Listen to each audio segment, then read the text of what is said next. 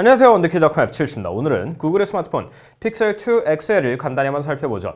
XL은 크다는 거죠. 작은 것도 있어요. 그냥 픽셀 2인데 그 리뷰를 이미 진행했으니까 혹시 안 보셨으면 카드를 눌러서 봐주시면 되겠습니다. 지체 없이 바로 디자인부터 들어가죠. 먼저 전면은 굉장히 깔끔해요. 요즘 유행하는 18:9 비율의 디스플레이가 들어가 있죠. 사실 이 패널은 V30에 들어간 것과 똑같은 제품인데 그 얘기는 조금 이따 할게요. 위아래 스테레오 스피커가 있죠. 이 얘기도 조금 이따 하고, 이 3D 아크 디자인이라 그러는데 이쪽에 화면을 보면은 이렇게 쏙 솟아나 있는 디자인을 볼 수 있어요. 평평하지 않고 이렇게 꽤 괜찮고 입체적이어가지고 보기에도 쓰기에도 편리해요. 그러면서 뒤쪽은 이렇게 생겼죠. 픽셀 1세트부터 들어갔던 이 층이 져 있는 디자인, 이 투톤 컬러 디자인, 뭐 그런 느낌인데, 뒤쪽은 전파를 통하기 위해 유리예요. 유리고 아래쪽은 메탈인데 코팅이 한번 돼 있어가지고 쉽게 미끄러지거나 흠집이 나지 않게, 뭐 찍히지 않게 처리를 해놨어요. 사실 이런 코팅을 적용했던 게 몇 개 더 있긴 했었는데 그런 것과는 다르게 이거는 잡았을 때 메탈의 느낌이 살짝 나면서도 견고할 것 같은 코팅이 돼 있어서 저는 상당히 마음에 든 처리예요. 특히나 블랙 색상은 아니지만 블랙 앤 화이트, 보통 팬더라고 부르는 이 색깔 때문에 여기에는 이 전원 버튼에 액센트 컬러까지 들어가 있죠. 약간 다홍색 비스무리한 것까지. 디자인은 저는 사실 굉장히 마음에 들어요. 그리고 IP67 방수 방진도 들어가 있죠. 뭐 IP68이라든지 밀스펙 인증이라든지 하는 건 아니지만 비나 반신욕 같이 일상생활에서 만날 만한 침수 사고는 방지해 줄 수 있어요. 근데 말이죠, 디스플레이에 대해서 얘기를 안 할 수가 없는데 6인치의 QHD 플러스 해상도의 디스플레이가 들어가 있어요. 이거는 V30에 들어간 것과 똑같은 POLED 패널이에요. 뭐 사실 다 AMOLED지만 여하튼 플라스틱 소재의 OLED 패널인데, V30 때는 제가 굉장히 디스플레이에 대해서 불만이 많았는데 이거는 뽑기가 잘 됐는지 그 정도로 한지 현상이 심하지는 않아요. 사실 이것도 정상은 아닌데 뽑기가 잘 됐느냐 안 했느냐 하는 것도 다 균일한 게 좋은 거죠. 근데 얘는 그 정도로 심하지는 않은데 여전히 눈에 띄기는 해요. 조금 저조도로 간다든지 아니면 그냥 생 흰화면을 틀어도 이게 완전히 하얗지가 않고 점점점점점점점 이런 거 같은 게 눈에 보여요. 사실 이것도 신경이 안 쓰인다고 하면 거짓말인데, 더 짜증나는 거는 그레이스케일 표현이 굉장히 엉망이에요. 그러니까 예를 들어서 검은색과 흰색 사이에 뭐 100단계가 있다. 아니다. 그냥 10단계 정도로 할게요. 10단계가 있다고 하면은 흰색에서 검은색까지 내려가는 거 한 5, 6단계까지는 괜찮아요. 근데 7, 8, 9, 10단계, 그러니까 뭐 회색, 짙은 회색, 더 짙은 회색, 뭐 검은색까지 내려가는데 그게 색깔이 구분이 안 돼요. 한마디로 감마 표현이 굉장히 안 좋다는 거예요. 해상도는 다르지만 같은 크기 다른 회사 패널과 비교를 해보면 얼마나 문제가 심각한지 지금 보실 수 있을 거예요. 거기다 한술 더 떠서 최근 본 플래그십 스마트폰 중에 시야각이 제일 안 좋아요. 조금만 이렇게 꺾어도 파랗게 떠버리는 걸 볼 수 있죠. 사실 올레드 패널이기 때문에 이게 왜 시야각이 도대체 이런가 라는 고민을 했는데 이게 뭔가 겉에 코팅이 잘못돼 있어가지고 이런 거라는 얘기가 있더라고요. 참고로 화면을 껐을 때는 여기 Always On 디스플레이가 뜨고요. 시계 모양을 바꾼다든지 바로 알림으로 간다든지 하는 것은 안 돼요.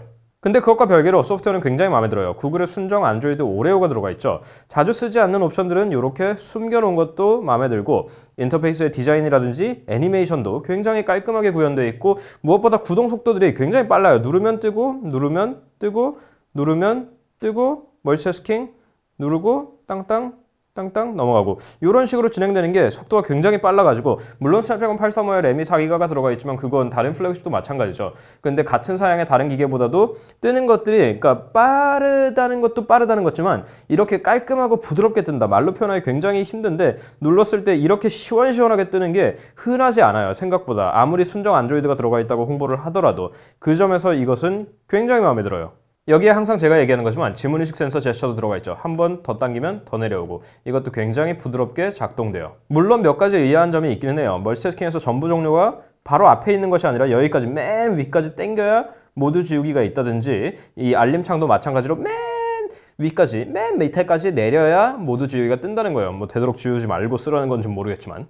여기에 액티브 엣지 기능이 있기 때문에 이렇게 꽉 잡아주기만 하면 테두리 압력을 감지해서 바로 어시스턴트를 호출할 수 있는 것도 생각보다 편리해요. 근데 잘 될 때는 편리한데 핸드폰을 집을 때 이게 압력 감지 센서가 되게 애매하거든요. 강하게 약하게 잡을지 설정할 수는 있는데 그 점을 찾는 게 굉장히 어려워요. 그래서 이렇게 그냥 드는 건데 구글 어시스턴트가 왜요? 하고 하면은 아이 너 아니야 들어가, 가끔 귀찮을 때도 있기는 해요. 이외에 기간 제한이 있지만 무제한 구글 포토 사진 업로드가 가능하고, 나우 플레잉 기능이 있어가지고 잠금 화면에서 주변에 나오는 음악을 그냥 바로 들려줘요. 물어볼 필요도 없이. 거기다가 이거는 구글 서버로 전송하지 않고 로컬에서 처리를 한다 그러니까 믿으셔도 될 것 같고요. 근데 픽셀 2 XL 리뷰에서는 지금까지 말씀드린 거는 다 잊어버리셔도 돼요. 왜냐면 카메라가 제일 중요하기 때문이에요. 이렇게 딸깍딸깍 하시면 카메라가 바로 켜지죠.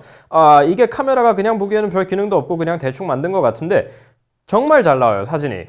사진이 정말 잘 나온다는 게 보통 똑딱이 카메라 같다고 하면 약간 놀리는 거죠. 그냥 버튼 하나밖에 없고 뭐 전문 기능도 없고. 근데 얘는 그걸 칭찬으로 써야 될 것 같아요. 똑딱이처럼 그냥 누르기만 하면은 사진이 너무 잘 나와가지고 뭐 밝은 것 어두운 것 이런 것을 얘기할 필요가 없어요. 그냥 어느 상황에서건 픽셀 2 XL로 사진이 안 나오면 그건 그냥 사진을 찍을 수 없는 장소인 거예요. 대부분 경우에 내 눈으로 보는 것보다 사진이 더 밝고 예쁘고 선명하게 나와요. 지금 나오는 사진을 보시면 아시겠지만 새벽 2시에 찍고 이런 것들이 있거든요.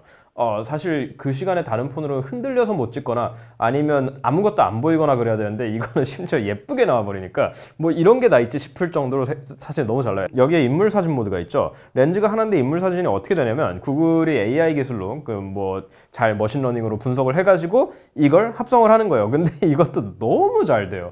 그러니까 듀얼 렌즈가 도대체 왜 필요하지라는 생각이 들 때까지, 물론 듀얼 렌즈가 있으면 좋아요. 그러니까 특히나 이제 그 화각이 다르면은 줌도 하고 광학 줌도 하고 뭐 그런 것들이 있는데, 여하튼 그 인물 모드에 한해서는 카메라가 하나만 있어도 되는구나. 거기다 심지어 이건 전면 카메라도 되고, 전면 카메라 인물 모드는 제가 본 것 중에는 제일 잘 나와요. 이런 성능들이 너무 좋으니까 전면 카메라에 OIS나 AF가 없다는 거를 신경조차 안 쓰게 돼요. 참고로 후면 카메라는 영상 촬영할 때 OIS와 AIS가 같이 들어가요. 그렇기 때문에 엄청나게 안정적인 영상이 나오고 4K 촬영도 가능해요. 다만 4K 60프레임은 안 돼요.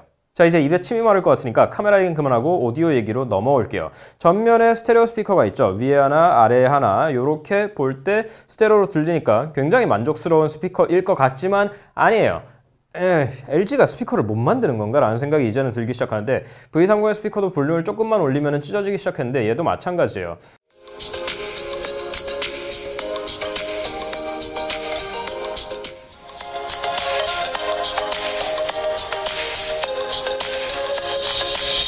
베이스를 잘 잡지도 못했으면서 음량을 조금만 키우면 소리가 찢어지기 시작하니까 도대체 왜 전면에 스테레오 스피커가 있나라는 자괴감까지 들 정도로 저는 꽤 실망을 했어요. 물론 모노 스피커보다는 대부분 경우에는 낫겠습니다만은. 반면에 유선 이어폰으로 들을 때의 음질은 저는 괜찮았어요. 다만 아시다시피 아래쪽에 3.5mm 이어폰 잭이 없어요. USB Type-C 포트밖에 없기 때문에 뭐 무선으로 쓰시든지 아니면 USB Type-C 어댑터를 쓰시면 되는데, 문제는 Type-C 헤드폰이라고 다 되는 것도 아니에요. Type-C 헤드폰 중에 자체적으로 DAC가 들어가 있는, 그러니까 디지털 오디오 출력이 되는 Type-C 이어폰만 되는 거예요. HTC 거 그런 거 갖다 쓰시면은 에러 메시지가 납니다. 뭐 기술적으로 어쩔 수 없는 일인지는 모르겠습니다만은 바로 1년 전에 애플 이어폰 잭 뺐다고 놀리던 회사 치고는 좀 민망한 행태죠. 물론 전혀 민망하지 않은 부분도 있어요. 바로 배터리인데 사실 용량이 그렇게까지 큰 건 아니거든요. 근데 화면 켜지면 6시간에서 7시간 정도가 나와요. 물론 이거보다 더 나왔으면 하고, 요즘 이 정도 크기의 폰에서는 이거보다 더 나오는 물건들도 있기 때문에 아주 대단하다고 할 수는 없지만 하루를 쓰기에는 충분하실 거예요. 제가 하루 종일 LTE 쓰고 인터넷 많이 했을 때의 기준이기 때문에. 다만 USB Type-C 포트로 하는 충전은 조금 느린 편이에요. 기본적으로 고속 충전기가 들어있는데 그걸로 해도 완충에 2시간 정도가 걸려요. 그렇다고 0에서 50까지가 빠르냐 하면은 그렇지도 않아요. 30분 정도 충전했을 때 26%만 차니까 무선 충전 같은 기능들도 없고요. 여기까지 설명드렸으니까 또다시 돌아온 결론 타임입니다. 좋은 폰이에요. 픽셀 2 XL 굉장히 좋은 폰인데 850Hz만큼 좋지는 않아요. 이게 무슨 얘기냐면, 저는 디자인, 배터리, 카메라는 마음에 들어요. 근데 디스플레이와 오디오가 마음에 안 들어요. 사실 마음에 안 든다기보다는 플래그십, 그러니까 특히 850불씩이나 되는 고가의 플래그십 스마트폰에 탑재되기에는 좀 민망한 수준이라고 저는 생각해요. 중요한 건 그거예요. 전반적으로는 괜찮을 수 있을 뻔했는데 기본 용량 64기가에 850불, 128기가에는 950불씩이나 넣어야 되는 스마트폰이면은 정말 모든 부분이 뛰어나도록 기대를 해도 되는 거고요. 근데 사실은 어느 한 부분도 떨어지지 말아야 된다고 저는 생각해요. 몇 번 얘기했던 것 같은데. 근데 디스플레이와 스피커가 850짜리에서 볼만한 물건은 아니라고 생각해요. 특히 굉장히 중요한 부분들이잖아요. 매일매일 쓰고 듣고 느끼는, 그러니까 보고 듣고 느끼는 부분들인데. 확실하게 말씀드릴게요. 저는 이거 마음에 들어요. 근데 이 돈 주고 사고 싶지는 않아요. 굉장히 간단한 결론이죠.